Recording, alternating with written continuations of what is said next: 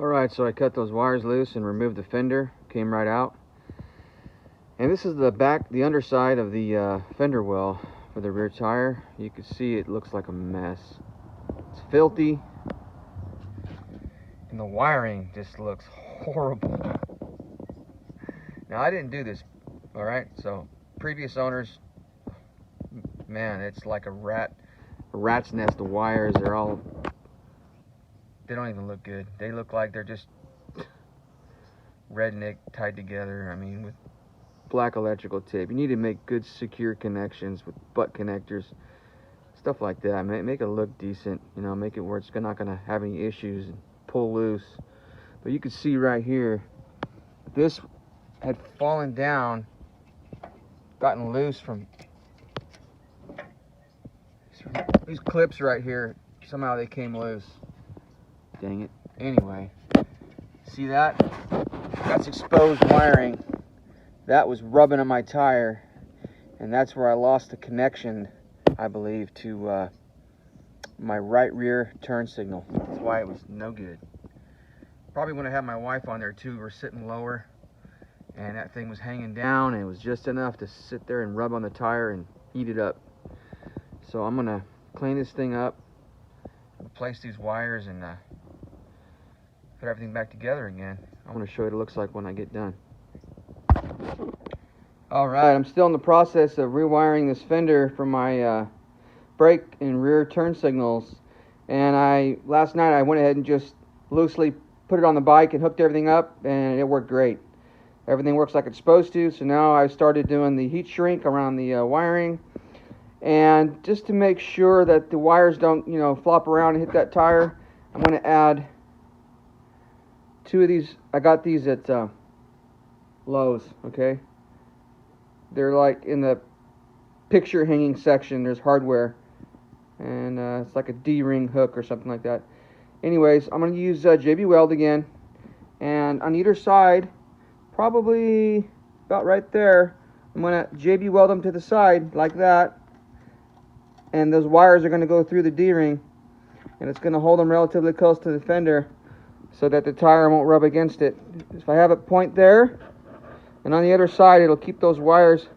See, that's another thing with the heat shrink, is it kind of stiffens up the wiring to where it doesn't flop around as much. So that's definitely helpful. If you do your own wiring on your bike, like I'm doing, you definitely want to use heat shrink.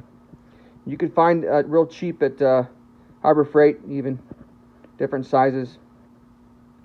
And then I'm thinking right here where I have all the snap connections, it's going to be kind of a mess. So and it's going to poke out a little bit. So what I'm going to do is, I got this piece of aluminum sheeting here, real thin, and I'm going to fab me a little deal to go over this wiring and hold it down.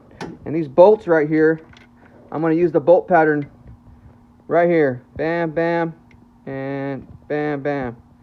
4 of them. And I'm going to make the holes match up. I'm going to drill them a little bit bigger. You always want to go a little bigger so that way you're not fighting it, putting it on.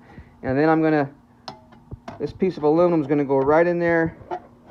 I may have to trim it a little bit, and it's going to hold everything down nice and flush up against the fender there. So you won't see none of that. It'll be tight up against the fender. Anyways, when I'm done, I'll show you what it looks like. Hopefully it all turns out well. Alright, so I got my little plate fabbed out and holes drilled and got it put on, and then I was talking to a guy at work about it, and he says, you know what, you ought to put a piece of rubber in between that aluminum plate and the fender and the wiring, just in case something comes loose or one of the wires gets frayed or jiggles loose or whatever. You won't cause a short on your bike, maybe hurt your battery or your computer on the bike.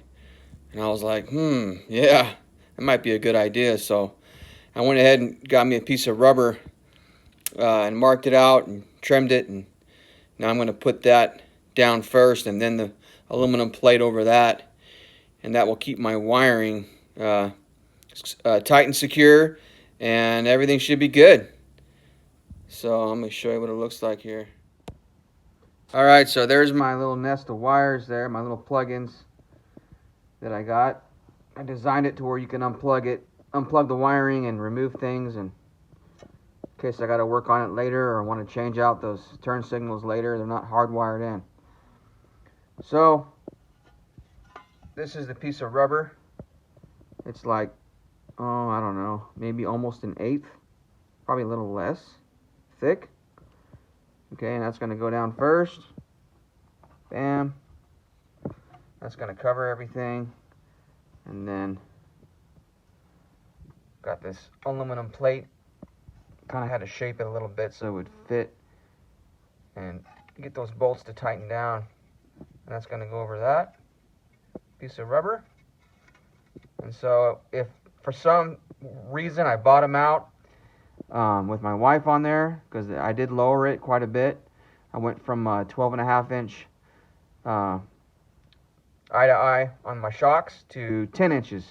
So I lowered it to a total of 2 inches. That's quite a bit. So anyway, if it does bottom out, then I should hear it rub on this aluminum plate. It should make a pretty good noise. So, and then I got that piece of rubber there as well to further protect it. So that should be good. And it came out pretty nice. I mean, I got the wires here coming off the side, and they're nice and tight up against the side. They don't flop around at all. I got these nice little, I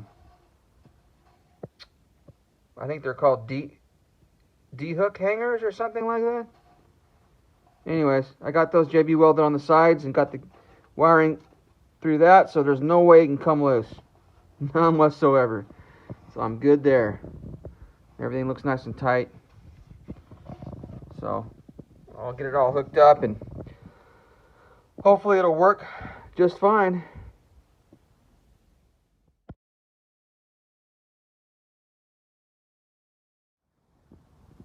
Alright, so I hooked up the fender and back on the bike and connected all the wires, and everything's great.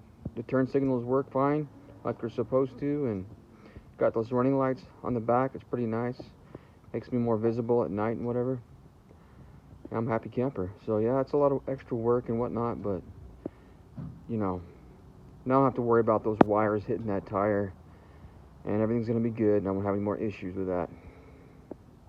There it is. Highly suggest you do it though. If you lower your bike, if you lower your shocks by 2 inches dramatically and whatever, you're gonna need to think about that. Look at your wiring under your fender and make sure it's all tight and secure up against the fender and not dragging or not sagging down. Hey guys, when you're doing this job, I really recommend using the proper tool for the proper job. These are crimping pliers designed to crimp, okay? Looks kind of like that. You can find these at Home Depot or in Lowe's in the electrical tool section. Okay, these are Wood brand, I think it is. Woods. Anyways, they work really good. You don't got to put very much pressure at all.